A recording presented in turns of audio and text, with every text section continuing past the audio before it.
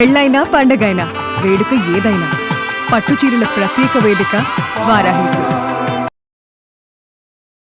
నమస్తే, welcome to Suman TV. నేను మీ కృష్ణవేణి. ఏడాదంతా ఏకాదశికి ఉపవాసం ఉండట్లేదా?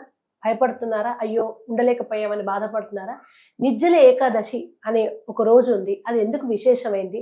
ఆ రోజు ఉపవాసం ఉండడం వల్ల ఎటువంటి కోరికలు నెరవేరుతాయి? ఇటువంటి అనేక అంశాలను తెలియజేయడానికి ఈ రోజు మనతో పాటు ఉన్నారు ప్రముఖ ఆధ్యాత్మిక పండితులు, జ్యోతిష శాస్త్రవేత్త, సంకల్ప మందిర్ నిర్వాహకులు బ్రహ్మశ్రీ నందిభట్ల శ్రీహర్ శర్మ గారు. గురుగారి మాటల్లో ఈ నిర్జల ఏకాదశి నాడు ఎటువంటి నియమాలు పాటించాలి, పాటించడం వల్ల ఎటువంటి కోరికలు తీరుతాయో గురుగారి మాటల్లో తెలుసుకుందాం. గురుగారు నమస్కారం. వాగర్థావివ సంపృక్తౌ వాగర్థ ప్రతిపత్తయే జగతః పితరౌ వందే పార్వతీ పరమేశ్వరౌ. ఆదిత్యాయ చ సోమాయ మంగళాయ బుధాయ చ గురుశుక్ర శనిభ్యశ్చ రాహవే కేతవే నమః. శృంగేరి జగద్గురు పీఠాధిపతులకి, కంచి పీఠాధిపతులకి నమస్కారములు తెలియజేసుకుంటూ కార్యక్రమాన్ని ప్రారంభిద్దాం. గురుగారు, ఏకాదశి అంటేనే చాలా పవిత్రమైన రోజుగా ఎంతో మంది ఆ రోజు దీక్షగా ఉపవాసం ఉంటారు. అందులోనూ నిర్జల ఏకాదశి అంటే చాలా చాలా విశేషమైందని, ఆ రోజు పెద్దలు చెప్పిన నియమాలు పాటించి ఆ పద్ధతిని కొనసాగిస్తే ఏ కోరికలైనా నెరవేరుతాయని అంటారు కదా. అసలు ఆ రోజు ఎలా ఉండాలి, ఏం చేయాలి?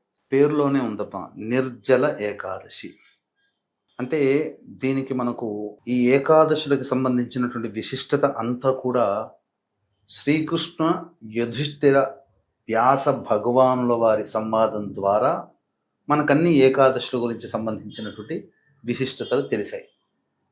అయితే ఇందులో పంచపాండవులలో భీముడు తప్ప అందరూ కూడా ఏకాదశి వ్రతాన్ని ఆచరించడానికి సుముఖత చూపడం, ప్రతి ఏకాదశిని ఆచరిస్తూ ఉండడం. మరి భీముడికి ఏమో ఆకలి వేస్తుంది, భోజనం చేయలేని ఉండలేడు. తను ఏకాదశి చేయలేకపోవడం కాస్త సిగ్గుగా భావిస్తూ ఇక తరుణోపాయం చెప్పమని వ్యాస భగవానుల వారిని, శ్రీకృష్ణ వారిని ఉన్నప్పుడు అడిగాడు.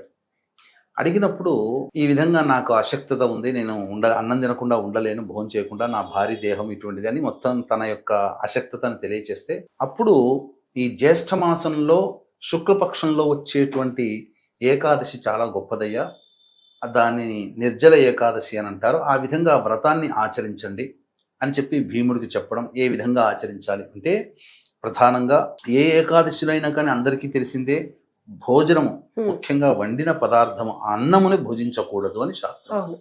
తర్వాత ఆ రోజంతా కూడాను విష్ణునామస్మరణ చేసుకోవడం అనేటువంటిది పరిపాటి. కానీ ఏ ఏకాదశికి లేనటువంటి విశిష్టత ఈ జ్యేష్ఠ మాసంలో శుక్లపక్షం నాడు, అనగా ఈ నెల 25వ తారీఖు రోజున వస్తున్నటువంటి ఏకాదశి నిర్జల ఏకాదశి అని అంటారు. మనకు శాస్త్ర ప్రకారం చెప్పుకోదలిస్తే జలాన్ని తీసుకోకూడదు, నీటిని తీసుకోకూడదు అని అర్థం. ఆ రోజంతా కూడాను నీరును త్రాగకూడదు. మనకు అసలు ప్రమాణం అయితే ఏకాదశి సూర్యోదయం ఏకాదశి రోజు సూర్యోదయం ప్రారంభ్యత, ద్వాదశి రోజున సూర్యోదయం అయ్యేంత వరకు కూడాను నీరు ముట్టుకోకూడదు. 24 గంటలు ఇదంతా మనకు చెప్పబడి ఉంది. కానీ కొన్ని గ్రంథాల ప్రకారం ఆ ఏకాదశి రోజున సూర్యోదయం నుంచి మళ్ళీ సూర్యాస్తమయం వరకు కూడా తీసుకోకూడదని చెప్పి, అయితే నీరంతా తీసుకోకూడదనంటే 9 మాసముల నీరు అంటే ఆచమనం చేయడానికి ఉపయోగించే నీరు మాత్రమే తీసుకోవచ్చు, అంతే తప్ప కాకూడదు. అయితే వీక్షించేటువంటి ప్రేక్షకులు కూడా ఇది ఒకప్పటి కాలంలో ఆచరించదగినది, కానీ ప్రస్తుత కాలంలో ఆచరించడానికి దుర్లభమైనటువంటి నియమం. కాబట్టి ఈ యొక్క నియమాన్ని పాటిస్తూ పండ్లు తీసుకోవచ్చు. నీరు కలిగినటువంటి ఉంటాయి కదా, సంత్రాలు, వాటర్ మిలన్ లాంటివి, అవి తీసుకోవచ్చు. నీరుని ఎక్కువగా తీసుకోకూడదు. అసలు భోజనం చేయకుండా ఉండలేనటువంటి వాళ్ళు కనీసం అన్నాన్ని విసర్జించాలి ఈ రోజున. పళ్ళు, పలహారాలు మరీ నిరాహారంగా మాత్రం పనికిరాదు. మా ప్రస్తుతం ఉన్నటువంటి ఆరోగ్య పరిస్థితుల రీత్యా ఎవరు కూడా ఇటువంటి వాటికి ధైర్యం చేయకపోవడమే చాలా మంచిది. అన్నిటికన్నా భక్తి ప్రధానము.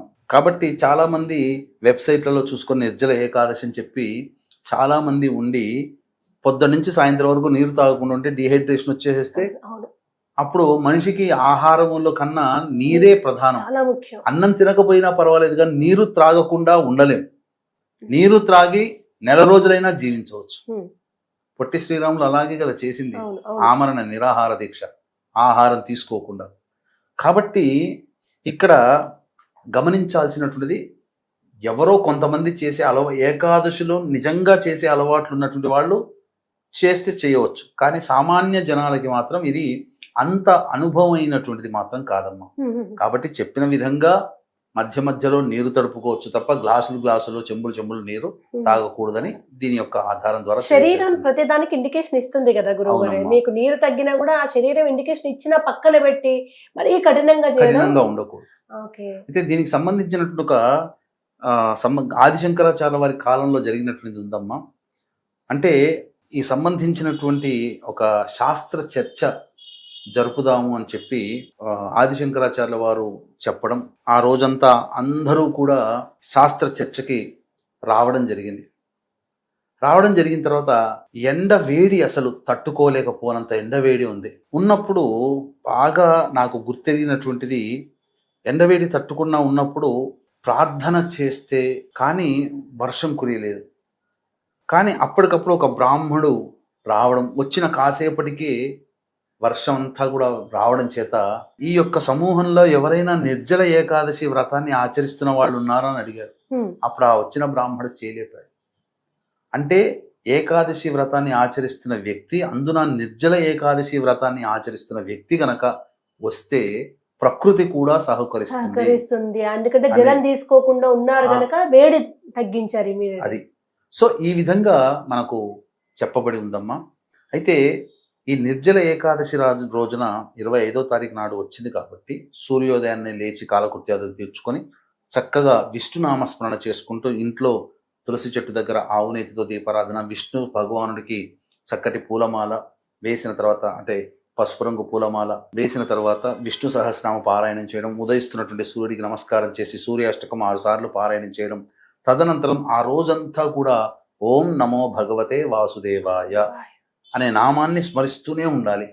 ఆ రోజు పగలు నిద్రించకూడదు, ఎటువంటి పాపకార్యము చేయకూడదు. అంటే ధూమపానము, మద్యపానము, మాంసాహారము, దాంపత్యము ఇవేవి పనికిరావు. ఇతరులని నిందించడం, ఇతరులని మనసు గాయపడే విధంగా కోప్పడడం, ఇలా ఏవి ఆ రోజు చేయకూడదు. అందరినీ ప్రేమగా పలకరించాలి.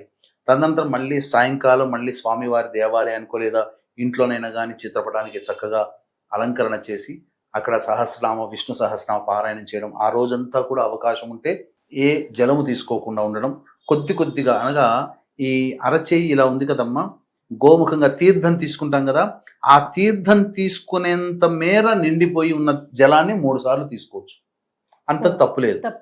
లేదా జలముతో కూడుకున్నటువంటి పండ్లని, వాటర్ మిలన్ కావచ్చు, సంత్రాలు కావచ్చు, బత్తాయి పండ్లు కావచ్చు, ఇలాంటివి తీసుకోవచ్చు. అలా ఆ విధంగా మన శరీరాన్ని కాపాడుకోవచ్చు. లేకపోతే నీరు తీసుకుని ఉండవచ్చు, కానీ భోజనం మాత్రం చేయకుండా ఉండగలిగితే చాలా విశేషము. సకల పాపాలు తొలగిపోతాయి. ఈ రోజున చేయకూడని పనులు చెప్పాను, చేసే పనులు చక్కగా సాయంకాలం తులసి పత్రాలతో స్వామిని అర్చించడం. ఈ రోజున ముఖ్యంగా తీపి పదార్థాలు అందరికీ పంచాలి అట. తర్వాత విష్ణువుని స్మరించుకుంటూ ద్వాదశి రోజున అనాథలకి, బ్రాహ్మలకి అన్నదాన కార్యక్రమం కనుక చేసి తదనంతరం కుటుంబ సభ్యులు భోంచేస్తే ఈ రోజున లభించినటువంటి కోరిక అంటూ ఉండదట, తీరని కోరిక అంటూ ఉండదట. అందుకనే ప్రధానంగా ఈ రోజున పురుషోత్తమ రోజుగా చెప్పబడుతున్నటువంటి ఈ రోజున ప్రధానంగా మన పీఠమాధ్యనంలో మీ జాతకరీత్యా కలుగు విద్య, వివాహ, ఉద్యోగ, దాంపత్య, అనారోగ్య సమస్యల నివారణకి, అలాగే మేష, మిథున, కర్కాటక, సింహ, కన్య, వృశ్చిక, ధనస్సు, కుంభ, మీన రాశుల్లో జన్మించిన వారికి శనిదోష నివారణ పూజలు, హోమాలు జరిపించి ప్రత్యేకముగా సుదర్శన హోమం, సుదర్శన మాలామంత్రం, సుదర్శన గాయత్రి హోమాలతో పాటుగా లక్ష్మీ నృసింహ హోమము జరిపించి శక్తిపాతం చేసినటువంటి కరంగులి మాల ఇవ్వడం జరుగుతుంది. సాయంకాలం 7 గంటలకి కార్యక్రమం ప్రారంభమవుతుంది.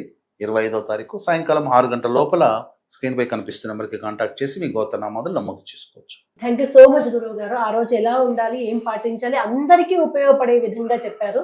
ప్రత్యేక ధన్యవాదాలు. సర్వం శ్రీ ఉమామహేశ్వర పరబ్రహ్మార్పణమస్తు.